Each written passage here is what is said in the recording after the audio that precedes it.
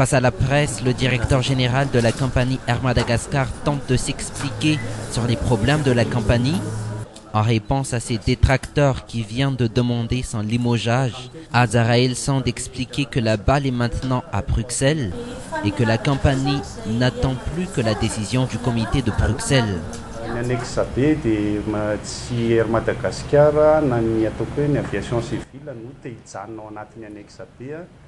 Rester dans l'annexe B n'est pas de la volonté de Air Madagascar, ni encore moins de l'aviation civile de Madagascar. Il y a ce qu'on appelle le comité de sécurité de Bruxelles, qui viendra à Madagascar afin d'effectuer l'évaluation d'Airmad. C'est à l'issue de cette évaluation qu'il décidera si Madagascar pourra sortir ou non de l'annexe B.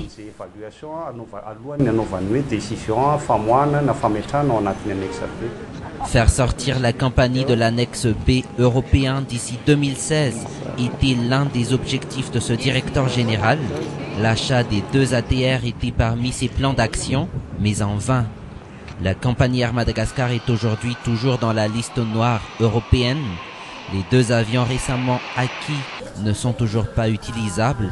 Seul un Boeing 737 peut assurer les vols internationaux de la compagnie. Un avion qui est lui aussi en mauvais état.